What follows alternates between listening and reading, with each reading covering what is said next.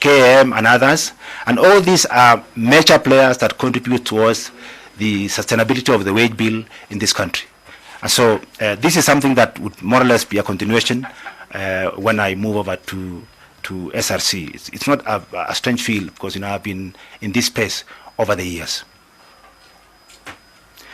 On the successes and failures, I rather call them challenges at SRC from an external view, Chair. Of course, I'm not there yet, but of course, being in this market, I understand some of the challenges that, or other successes that SRC registered.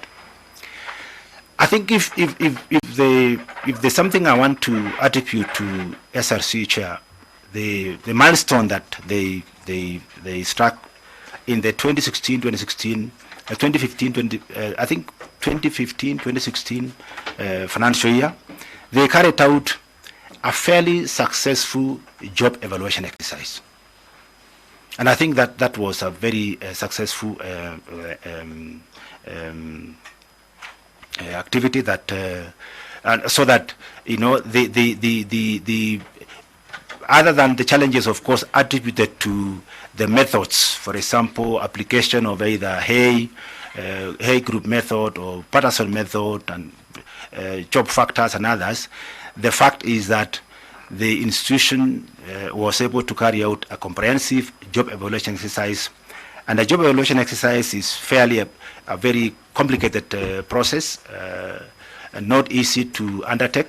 So the fact that they were able to successfully do it, I think should be attributed as part of the success of SRC. Normally when institutions are established, and I know this was, the SRC was established most recently, there would be teething problems that might arise in terms of capacity, in terms of the market responding to a new phenomenon in the marketplace.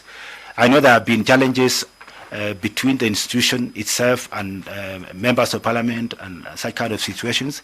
And so, but those are challenges that arise that can be communicated, or rather can be resolved through effective communication and consultation. I know from my experience, Chairman, that if you are going to make a decision about a major institution such as Parliament, it will be very, very important to involve them so that they anticipate a decision before it is made, and so that they know the consequences of such a decision before it's made. And so surprises might not be sustainable. And I attribute some of the challenges that SRC may perhaps have had as something to do with communication, effective communication, which I intend to enhance. If you look at my tenure at KPLC, we were able to succeed because of effective communication, sharing, consulting, and involving parties that would be affected by your decision before the decision is made. And so these are some of the areas that I'll be able to explore when without, of course, losing focus that we all fail when our development resources are eaten into by salaries and allowances. Thank you, Chair. All right. Yeah, KK, you have a question. Thank you, Mr. Chair. The inception of our Constitution gives us Chapter 6, matters of integrity and leadership. And as a public officer, you serve on the basis of public trust that is delegated to you. To what extent would you say your personal and professional experience reflects these principles of integrity as put in our Chapter 6 of our Constitution? And further to that, how would you show yourself as a role model at the helm of the Salaries and Remuneration Commission? And again, basing from your experience and how this relates with Chapter 6 of our Constitution. Just like many other commissions and other government agencies, integrity issues is a key concern, especially now to government. And again, what strategy do you think you'll use to confront such issues of ethics and integrity at the Salaries and Remuneration Commission. And I would like you to use your references as your experience at your previous forms of work as your references. Thank you. Thank you. All right. Mheshimiwa Kandie. Thank you, Chair. Mine will be on three issues. One, have you ever been in any political party? Two, have you been dismissed from public office for having any conflict between personal and public interest? And also the third one is, have you ever been adversely associated with practices of nepotism and favorism in your former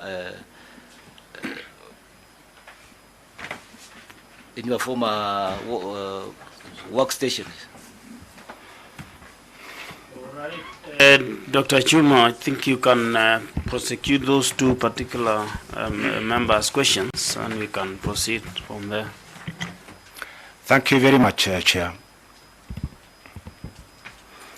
Yes, on matters public trust, Chair, yes. Like I said before, I served at KPLC. Sometimes I prefer to say I lived at KPLC because, you know, working in some place is more or less a function of time. Serving in one institution for 32 years is a long time. So actually, as we speak today, at 62, I would think I stayed at KPLC for a whooping half of my life. And there was no single case that that arose during my stay at KPLC. And so I appreciate and I look back with a lot of pride to that particular service in public service. I had access to resources. I had huge budgets attributed, rather assigned to me, both as a manager in human resources all the way to become chief manager in human resources. And of course, my stint, 4-year stint at as CEO. And so I never had any challenges associated with that undermined my integrity and trust in public. Other than the most recent development that is in public domain, Chairman, that I would be very quick to suggest that because it's a matter that is in court, I don't know whether it's wise to discuss it before cameras. But because I'm privileged to be here, and I know this particular house is also privileged on matters sub judice, I would like to just highlight this so that you know what I'm facing. But just other than that, this challenge that I have at the moment, which as you know, it's about a week old now, I have never had anything that would cast any doubts on my integrity in all my service at KPLC and in any other institutions. I have served as a role model among young people and professionals alike. And so what is before us, or rather what is before me, Chair, is a matter of procurement in 2011-2012. Not that there was anything wrong, and I'm not casting aspersions about procurement of transformers at KPLC in 2011-2012, but just to be to let you know that this matter is as challenges, Chair. I was not at the time. I was not the CEO. I was not the CEO of KPLC in 2011-2012. I became the CEO of KPLC in 2013. I was not even a member of the procurement committee at the time because I was in human resources. However, I've been accused of procuring a service, in other words, procuring those transformers at the time, but I wasn't there. The second accusation I have, Chair, is that I participated in cancellation of a tender and procedurally. The same tender that went out in 2011-2012, And I accept liability, Chair, in terms of in processes, not necessarily guilty at all, but processes, yes. When this supplier was procured in 2011-2012 financial year, they took a bit of time to deliver the consignments of transformers to the company. And in 2015, when some of the consignments came in, they were established to have had challenges. And as a management committee, under my chairmanship as CEO, we made a decision to stop utilization of those transformers,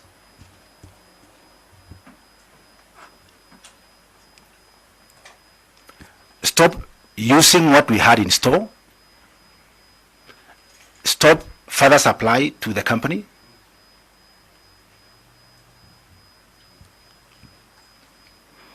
and that is a role that my team and I are accused of.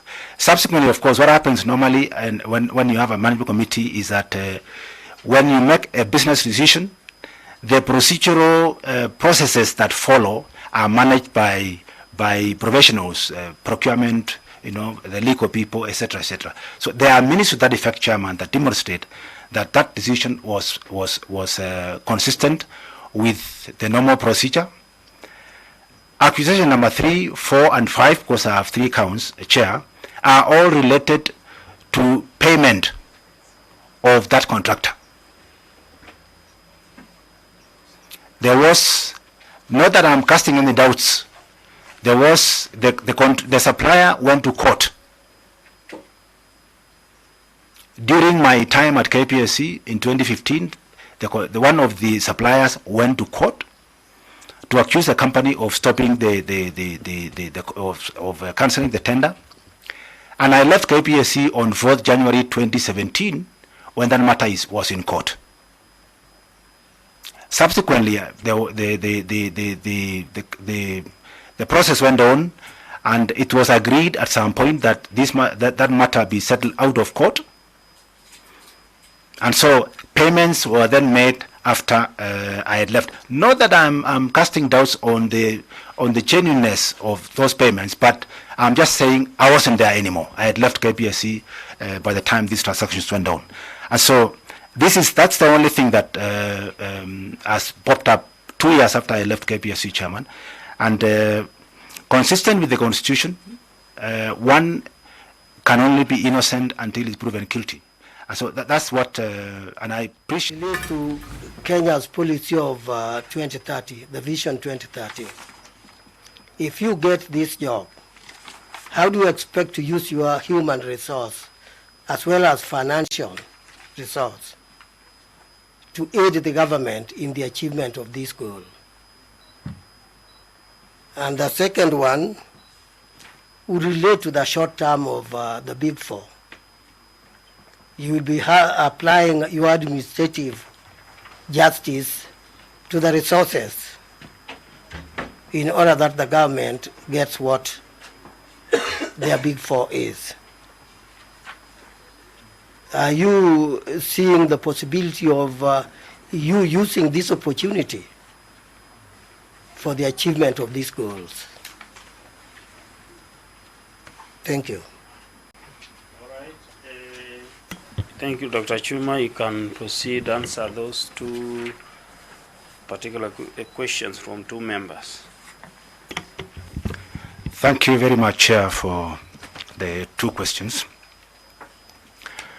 Yes, Chair, I am chairman of Council, Egerton University, and as a matter of course, Chair, if when I succeed in getting this particular position of Chair of SRC, I would automatically have to leave the other position of Chair of Council, because it will be a conflict of interest to have the same institutions, or rather to be Chair of Egerton University, because then the decisions that I'll be making at SRC will be affecting those institutions. So definitely I'll be leaving that institution, and so that question of holding two jobs then will drop, Chairman. My intention really, Chairman, more than anything else, is not looking for a salary. I think that comes in as a secondary motivator. But I really look forward, Chairman, to being of influence, making a contribution towards a country on matter salaries and remuneration, and putting to practice my experience over the years on this matter of salaries, and to support this country to manage this challenge as we know it together. And so that really is as very minimum relationship with my current pension and whatever I earn. But I think the answer is already given in the fact that I'll drop out of Ikatu University. On the Vision 2030, Chair, this is an area where all of us really need to put our efforts together and are not be left out. Already, in my previous life at KPLC, Vision 2030 was at the heart of our plans and developments. We all know very well that no investor will invest in a dark country. And so my contribution towards Vision 2030 already is felt. However, want to make yet another contribution, Chair, particularly appreciating the impact of the big four, which are health, manufacturing, housing, and housing. The third one, Chair, health, manufacturing, housing, and food security.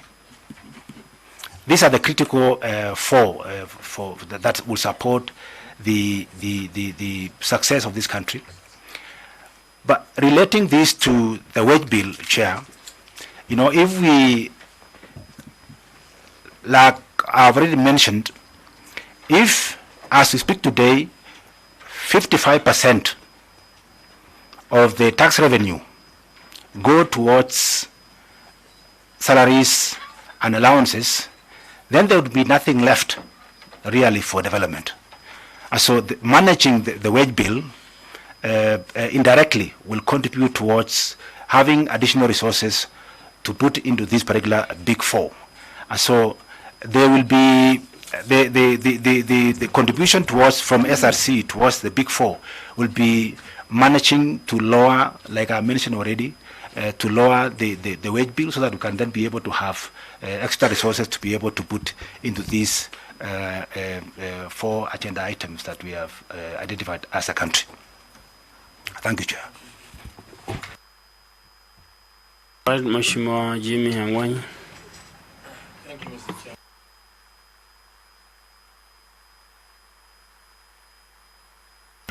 Thank you, Mr. Chairman. Doc, according to the law, the law provides that the Commission will be guided by two principles. One, equal remuneration for equal value of work. Two, the Commission should take into account any remuneration recommendations made by any other committee or task force on remuneration. What specific technical advice and capacity building will the Commission offer to the government to ensure that remuneration and the benefits to state and public officers is sustainable, competitive, fair, and equitable?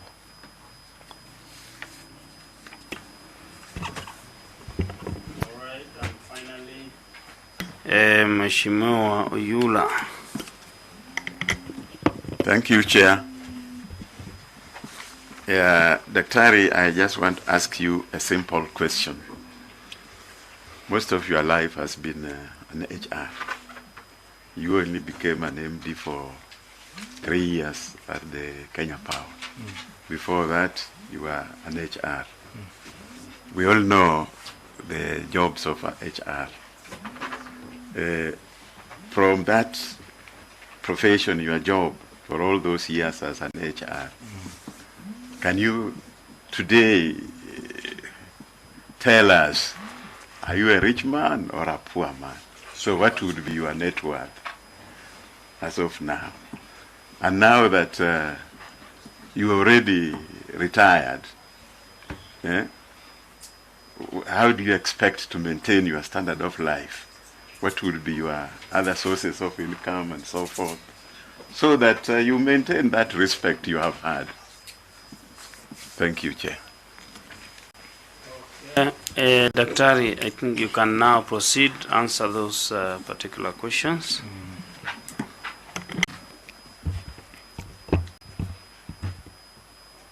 Thank you very much, Chair.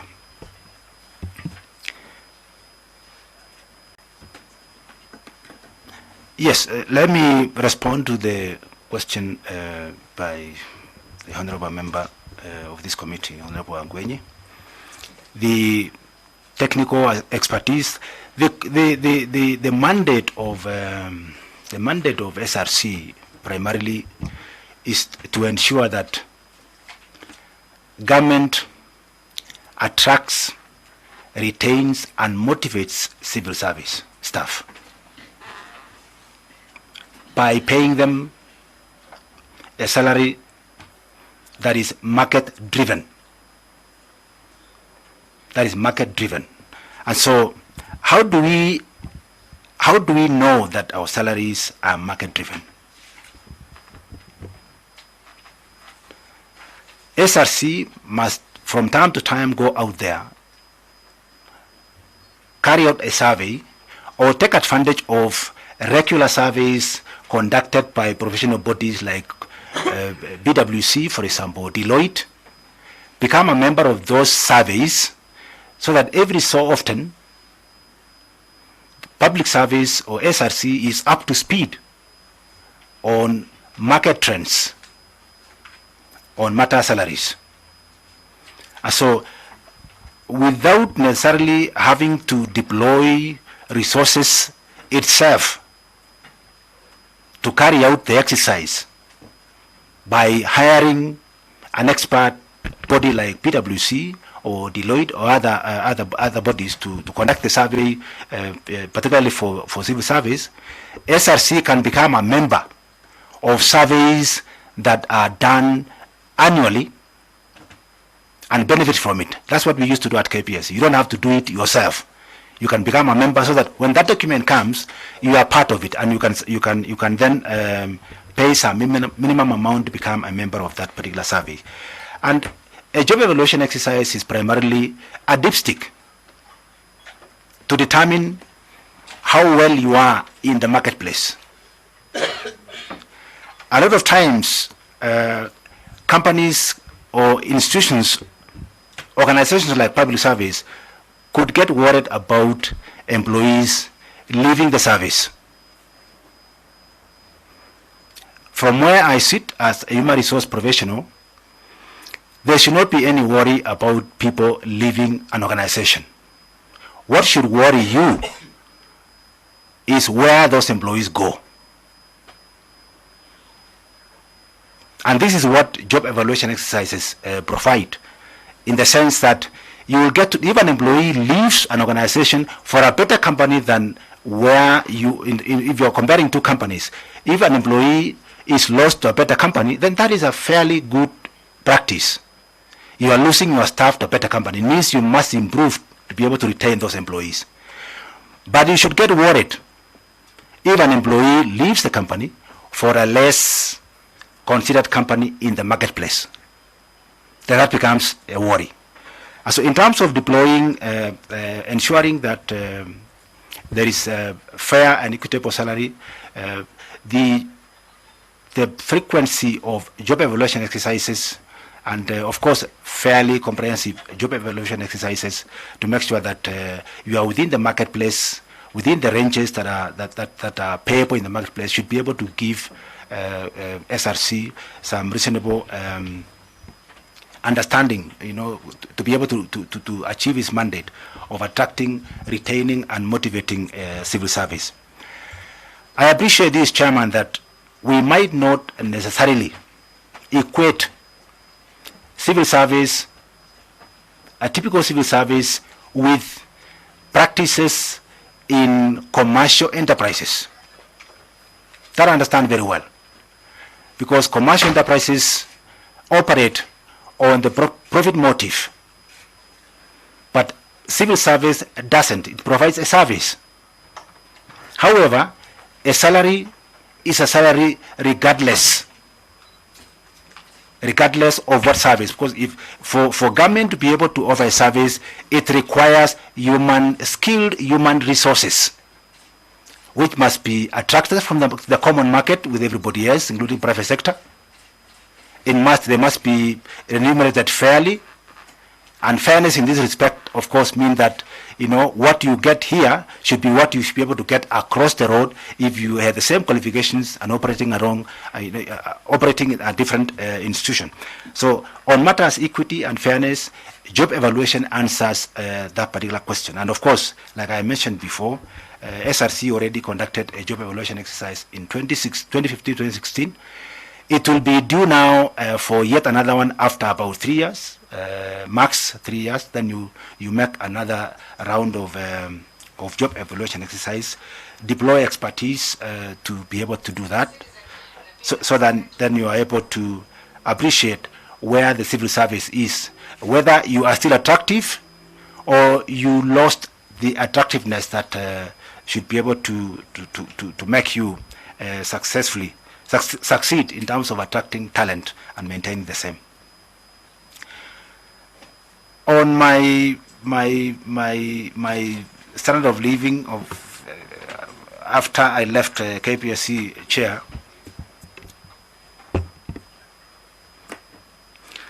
yes, like I said, I worked at KPLC for close to 32 years, 28 of which I served as a human resource person.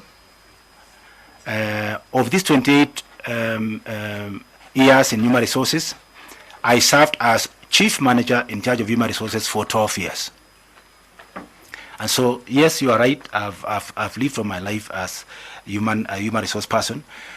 But the very interesting thing that we may not know at KPLC is that managers a lot of times rotate and are assigned specific roles. I was very lucky to have been part of that particular circulation of talent within the company. We would be assigned specific roles to perhaps collect revenue, be assigned to specific projects which may not necessarily be related or associated with your line profession. I benefited from, for example, an assignment in 2007 with the World Bank, which was supporting KPLC at that time. You remember there was a World Bank management team that came into KPLC with the support that the World Bank had given to the government. And I benefited from an assignment in Afghanistan for close to 1 year, where we were looking at customer service. Nothing to do with human resources, but enhancing customer service. And so these are some of the expertise that you acquire as you interact. So while you are professional, you understand all aspects of the business, because you are a member of the management committee, which oversee the operations of the entire business, as it were. And that was why it was easy for me, Chair, demonstrated, of course, by my performance. When I became the CEO, I understood the business as well as any other technical person. I may be very quick to clarify this, Chair, that since 1922, I was CEO number 15 at KPLC. And contrary to the public opinion that seemed to have prevailed over the years, that KPLC is a technical company, we have actually had only 2 engineers as CEOs at KPLC since 1922. And so it's not a technical company as such at the helm there. Yes, we have technical engineers who are operating the network, but at the top there, it all requires leadership.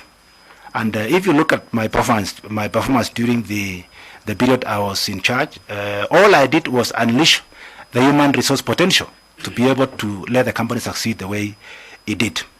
So how do I intend to sustain my life now that I retired? Yes, over the 32 years, Chair, I made investments across the country. Of course, I have some few assets in Nairobi. I collect some little rent.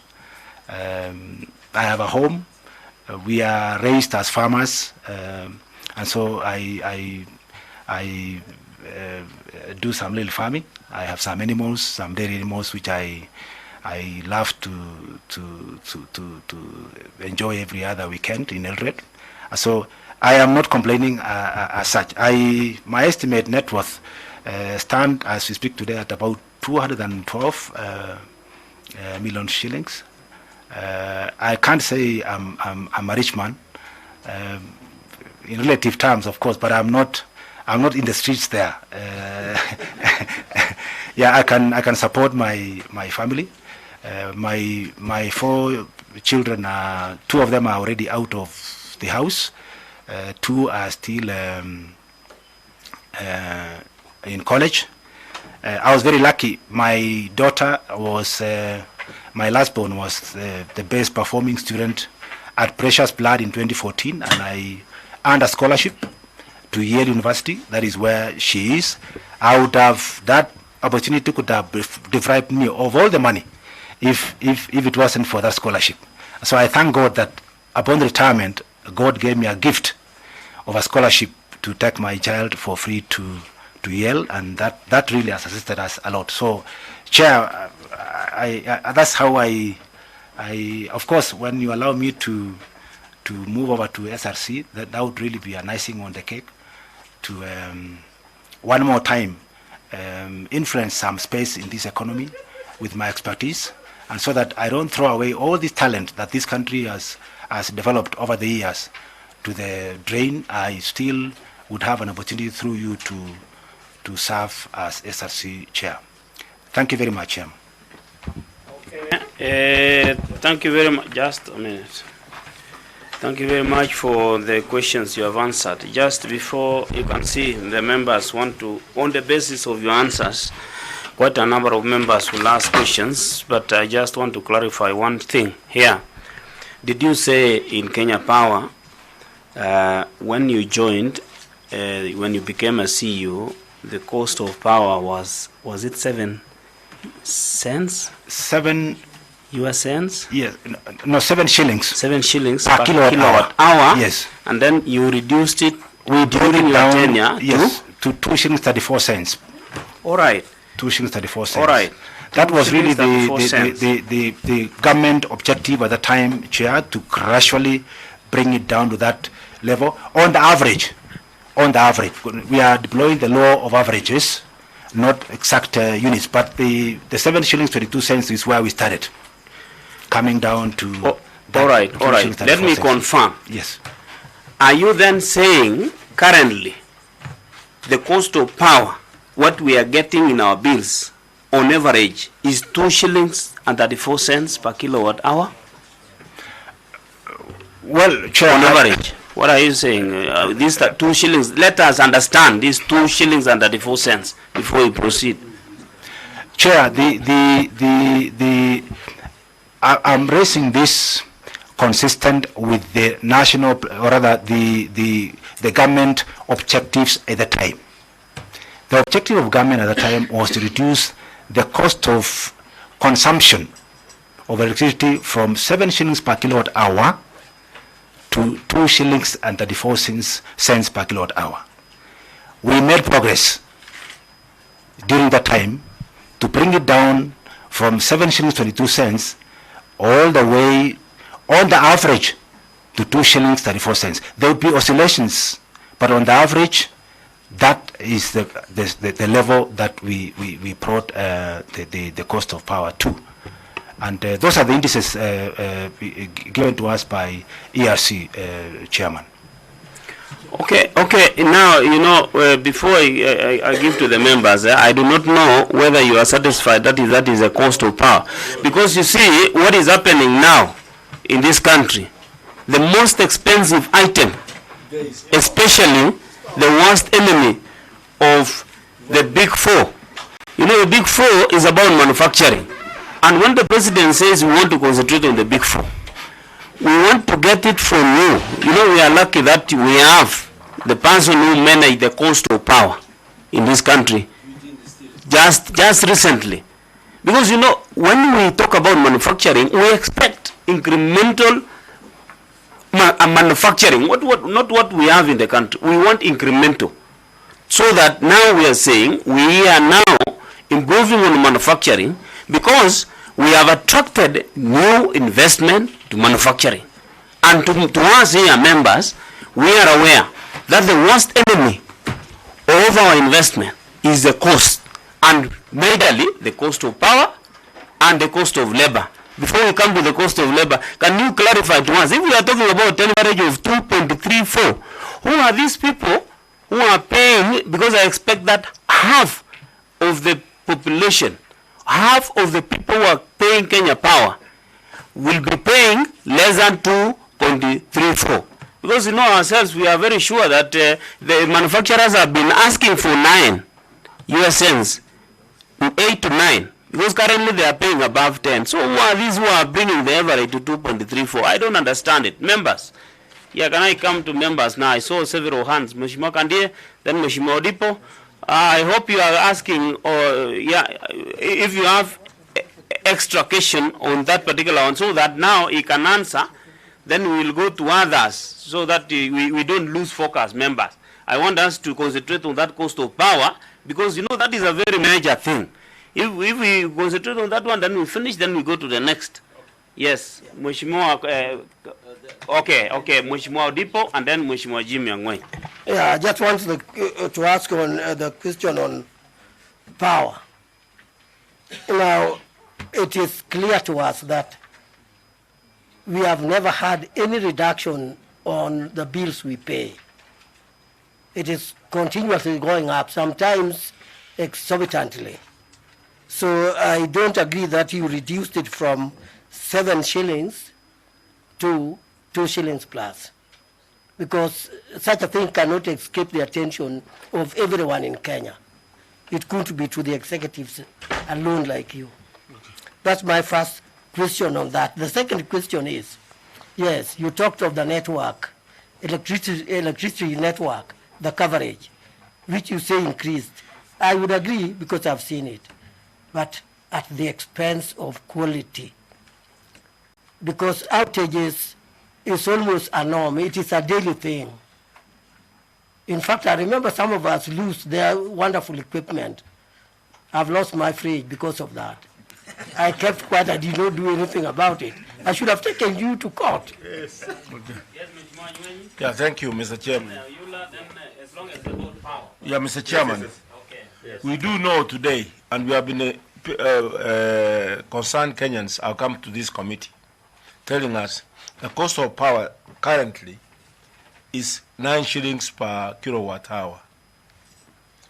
Are you telling us it has escalated to that much, from 2.34 shillings per kilowatt hour to 9 shillings in the last 1 year?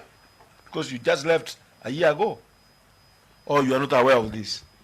And did you cut your contacts with your former employer as soon as you retired?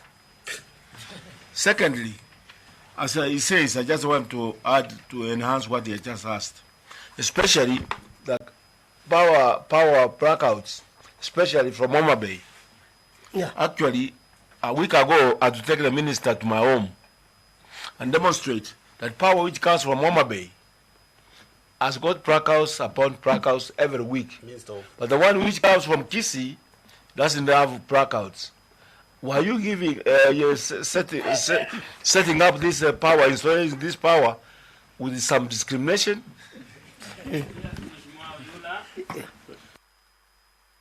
Thank you, Chairman.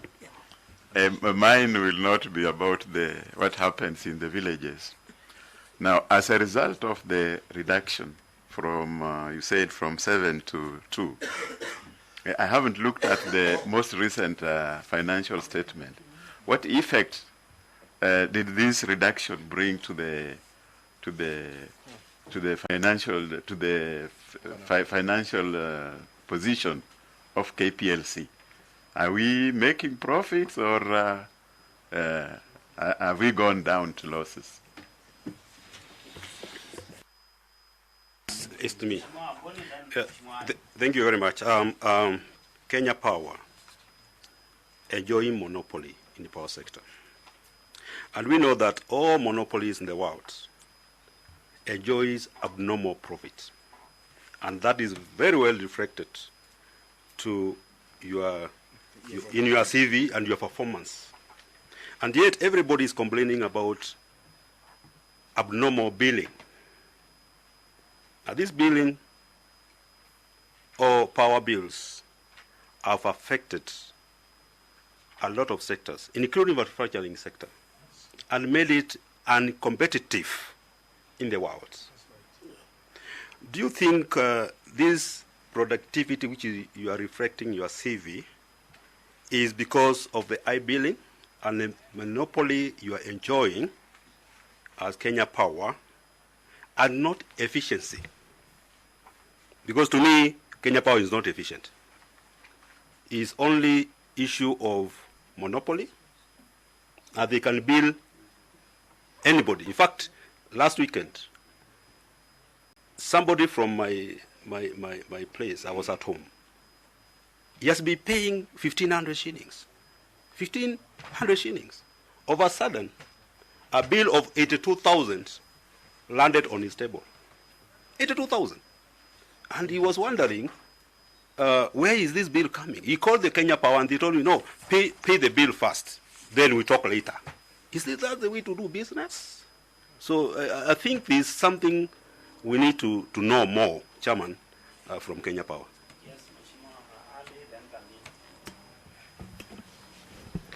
Mr. Chumo, I can see that you are a presidential nominee for this position. The same president who is telling us to fight corruption. And you've been to Kenya Power Lightning Company, the company that has fleeced Kenyans a lot of money through corruption. You are in court on corruption charges. You have the full guts to sit in front of us to demand this job. And yet, you haven't settled your issues in court to be declared whether you are guilty or not. You are here demanding for this job, asking for this job, and you know that you are a corrupt person. Mheshimiwa, just hold on. I'm just asking. Just hold on. Just hold on. Just hold on. Be guided. Just hold on, Mheshimiwa Ali. You see, you know, this is an house of order, and we must be orderly, and we must ask questions according to our standing orders. So, and you see, you cannot actually, you know, let us, you know, I gave you the benefit of doubt because I wanted you to frame it in a way that you can ask him a question which is not incriminating in nature. You cannot conclude that we have a corrupt person sitting his ass. You know, he is, you can only say he is a suspect, but you cannot say that he is a corrupt. You know, let us again, Mheshimiwa Ali, let us be guided. You know, before you came in, you know, it's good to listen. You know, that is a particular question which he has already answered.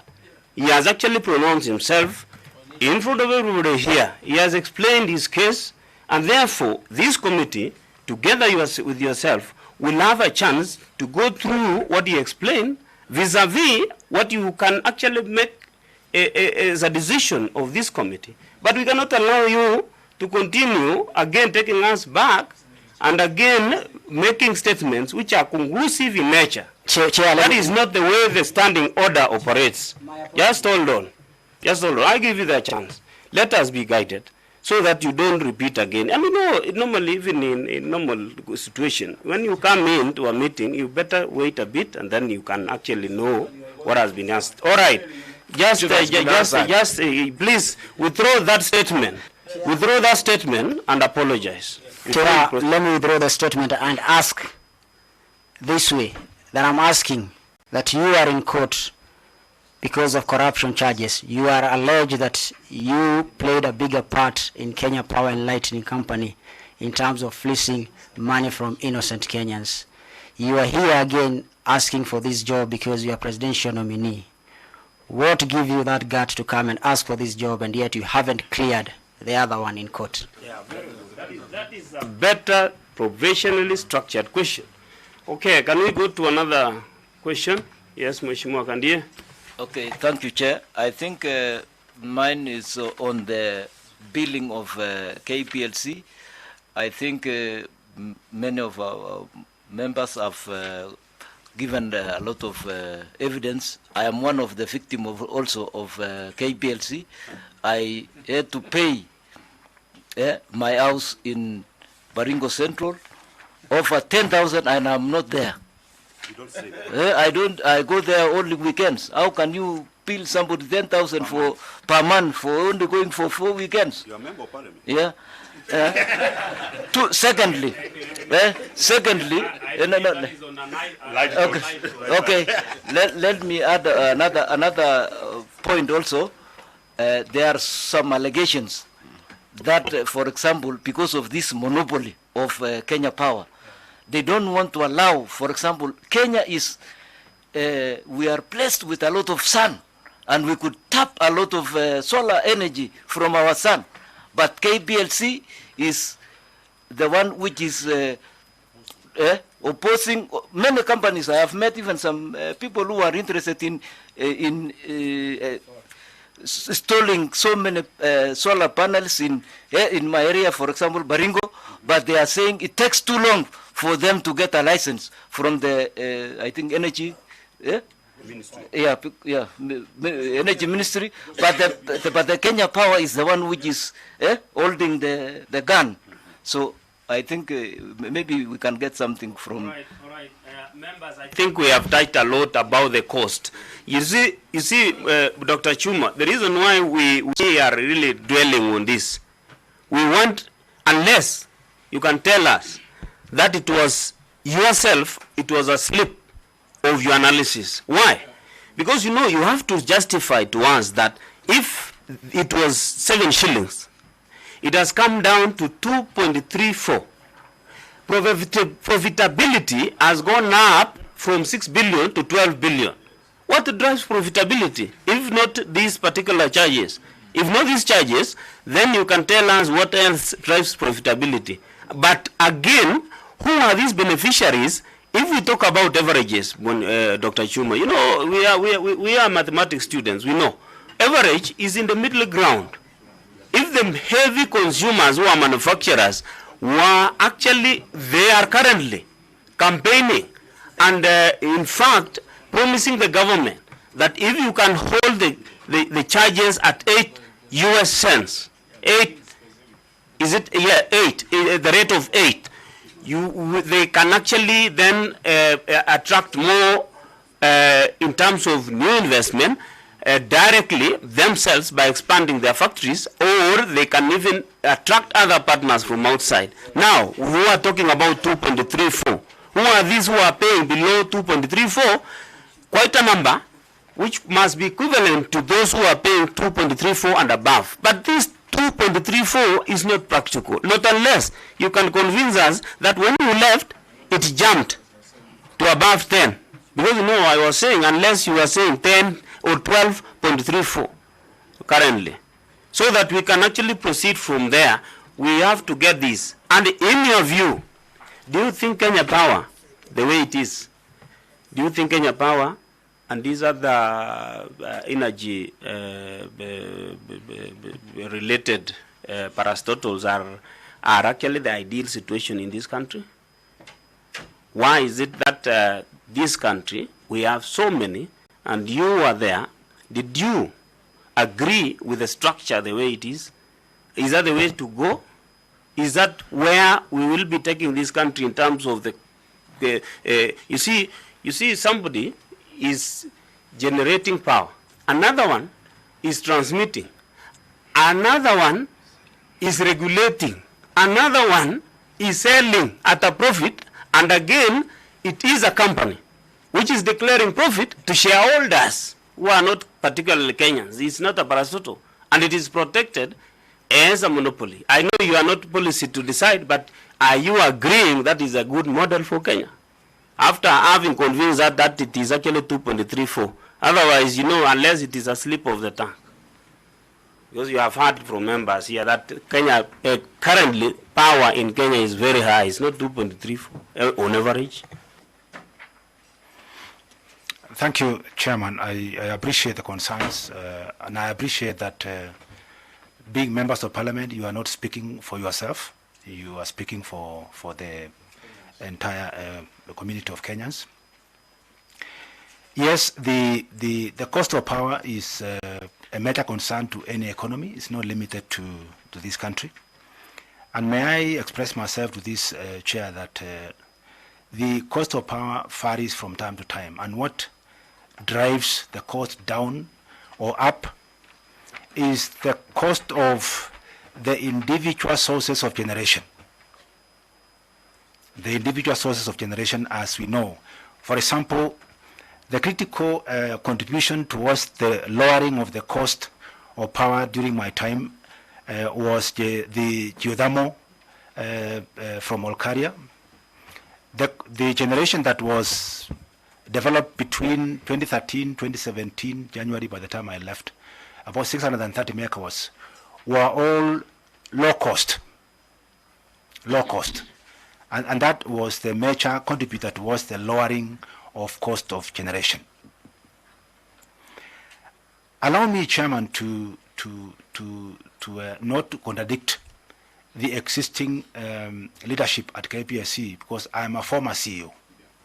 If you made me answer questions for KPLC as if I'm still there, I would run the risk of, it's 2 years since I left. I think I would really be unfair to KPLC if I responded. But allow me to respond as an observer, and of course, having been there for 32 years, yes, I would really be very. I would be, it would be kind of you to allow me to appreciate this. Regarding the quality of power during my time, Chairman, I mentioned that we extended the low voltage network from 49,000 kilometers to 62,000 kilometers.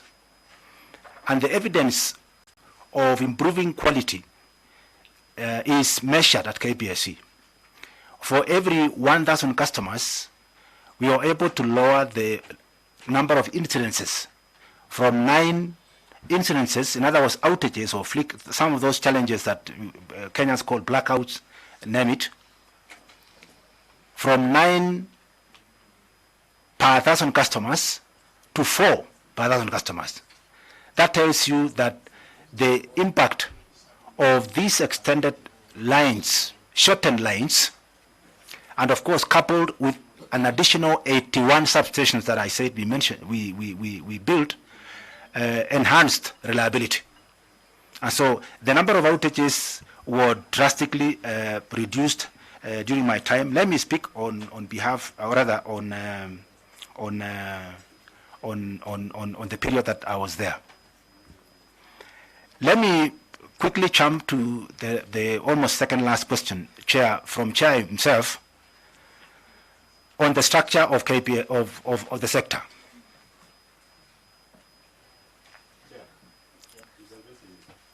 Yes, Chair, on the structure of the sector. My observation on the structure of the sector. As we speak today, Chair, looking at the structure of the sector as we know it today, where the Ministry of Energy is the one that provides policy guidelines, oversights the entire sector as a ministry responsible for energy. That role cannot be substituted by any party. It's common among utilities across the world. The parent ministry is always Ministry of Energy. And looking at the specific players, starting with generators, the key player, of course, being Kenchen, and other independent generators like the thermal plants across the country, now including the wind generation plant in Lake Turkana,